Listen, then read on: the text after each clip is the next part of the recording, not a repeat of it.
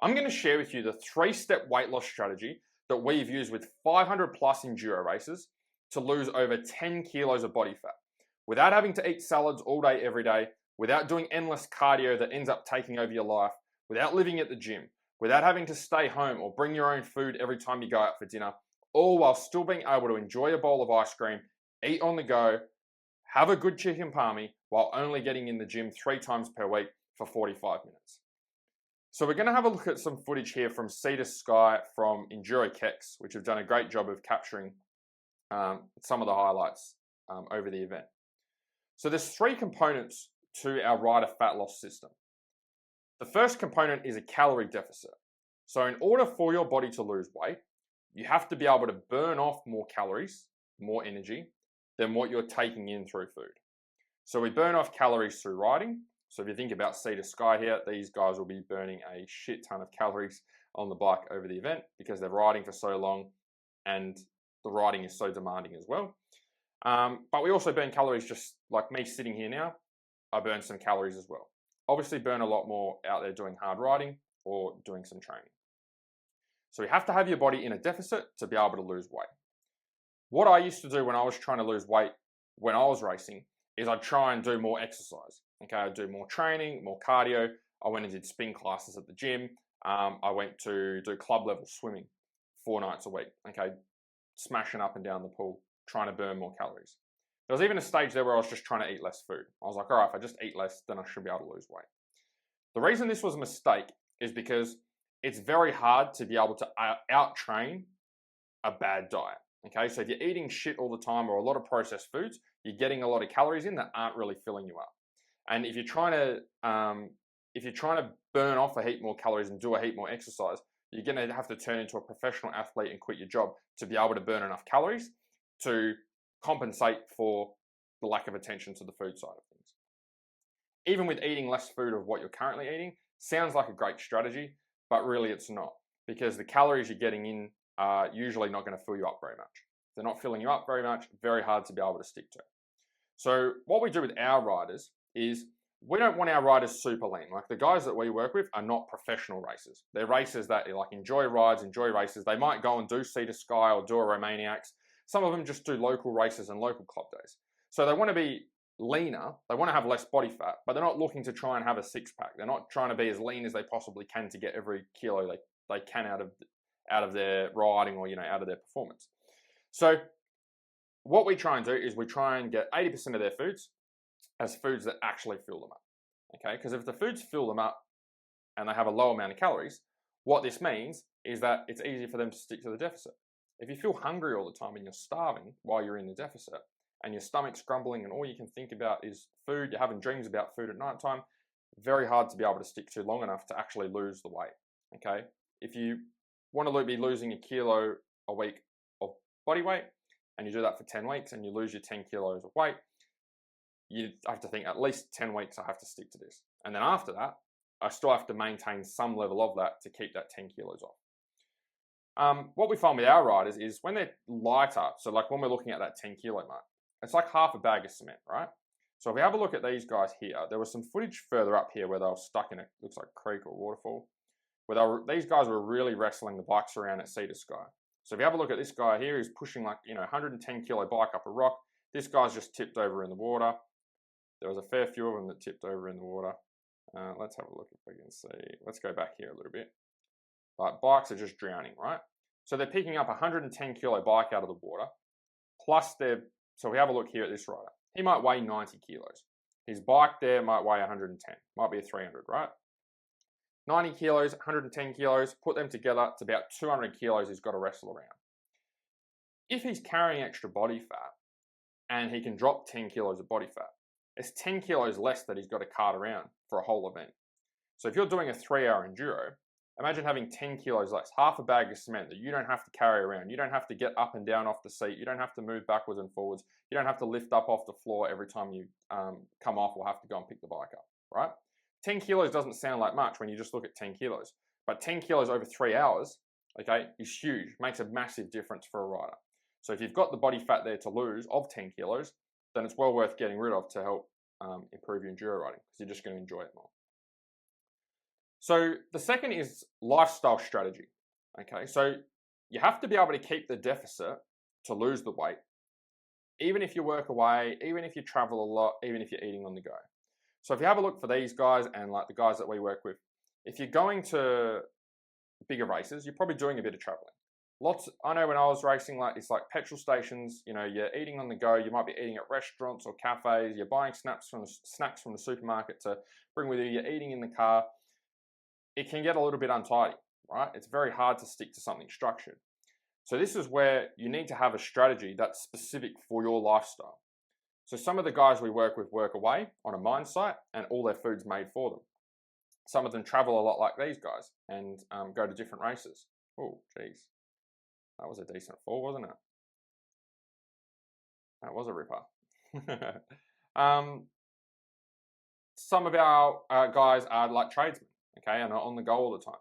Okay, they might be working in parts of the country that don't have resources close by. They have to bring stuff with them, or might be like setting up a camp for a few days.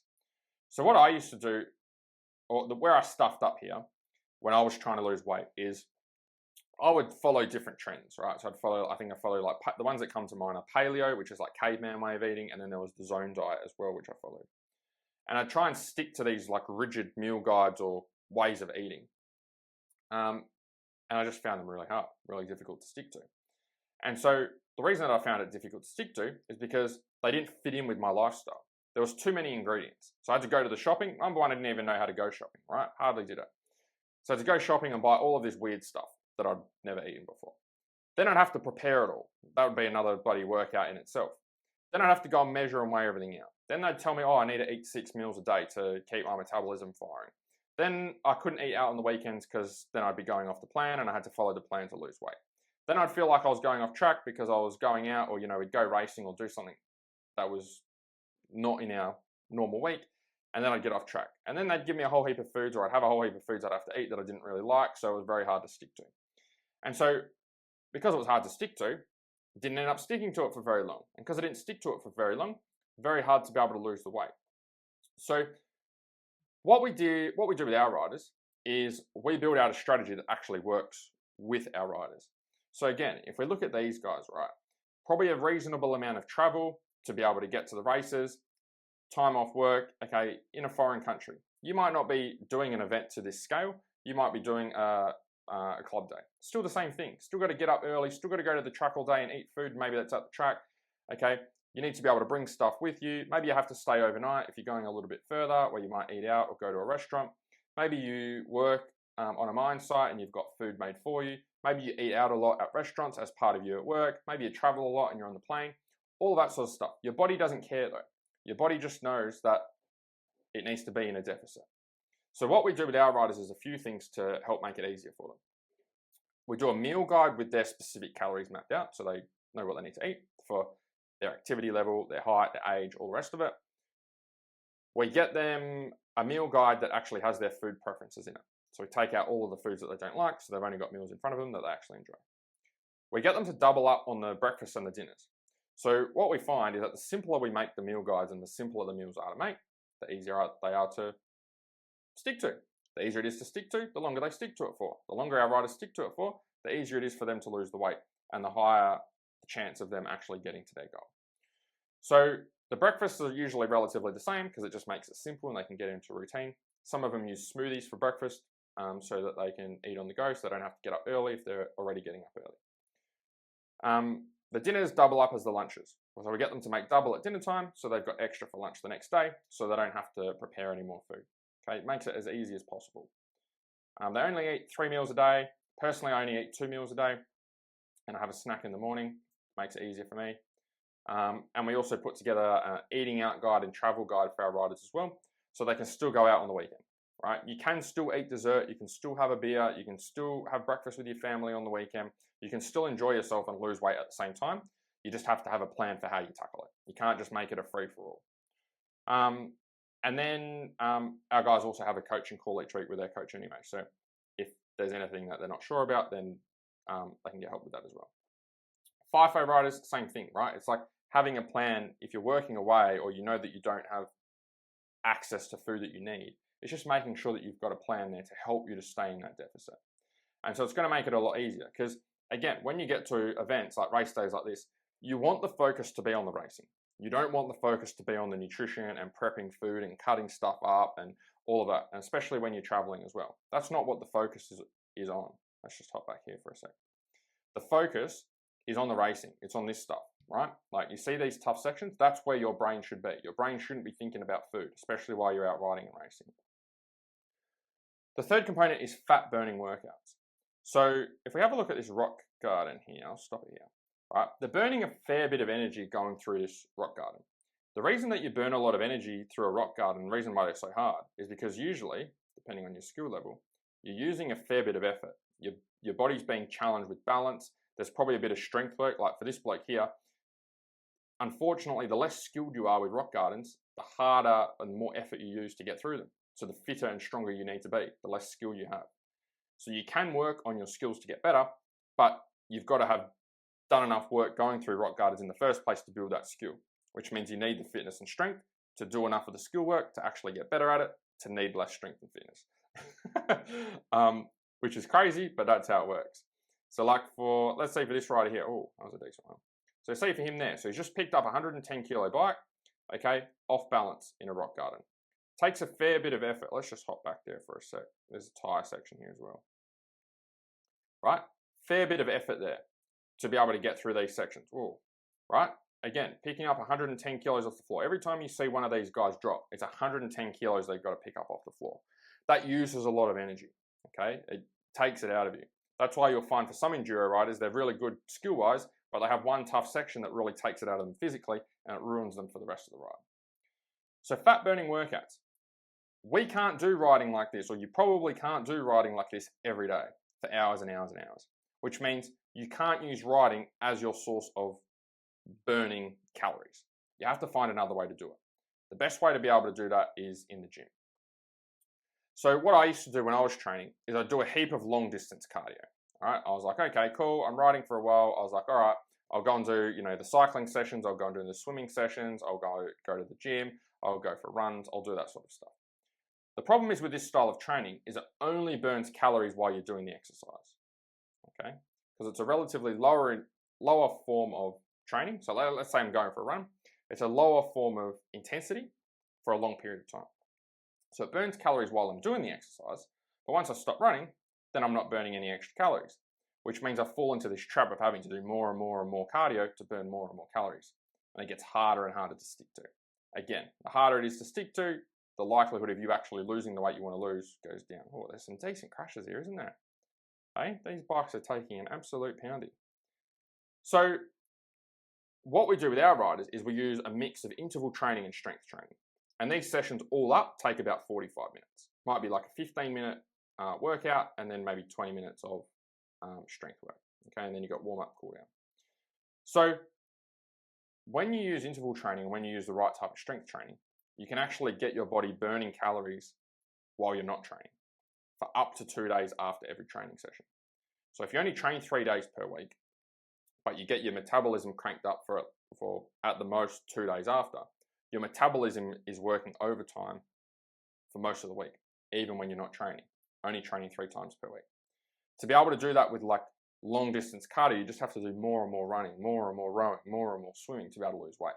That's why I really struggled with that type of training to lose weight, because I was already swimming 4 times a week and then trying to race on the weekend. It's very hard to be able to do more than that. It's like I still had to have nights in the shed trying to get the bike ready, trying to get my gear ready. Then there's traveling to races, and there's traveling back from races. There's unpacking trailers, there's packing trailers. There's all that sort of stuff, right? Not exactly, I wasn't a factory rider. It wasn't just rocking up on the weekend and off we go. There was a lot of prep and organization that had to go into getting to the races in the first place. So when we can speed up a rider's metabolism, again, it just makes it easier to stick to. The easier you can have your strategy to stick to, the more consistent you'll be. The more consistent you will be with it, the higher the chance of you actually getting to your goal weight. Okay, rather than just trying to stick to something for a short period of time and seeing a little bit of progress, or even worse, getting to your goal weight and then going, I'm glad that's over, and then going back to how you were eating before because it was just too strict and too rigid. That's how you see like the carnivore diet or the keto diet and plant-based and all of these ways of eating, which are all great. They all work the same way by getting you in a calorie deficit. It's just that they're highly restrictive. And if you find that hard to stick to with that high level of restriction, which most people do, I definitely do because I like having a bowl of ice cream and I like having a chicken palmy, then you probably need something that's a little bit more sustainable. Since we have been talking about nutrition today, if you'd like a free copy of our Enduro nutrition guide for how we fuel our guys when they go out and race and they do events like, probably not Sea to Sky because you're only going to use, the strategy I've got there is only probably for like a 2 or 3 hour Enduro, then you can grab a free copy. I'll put the link in the description for you.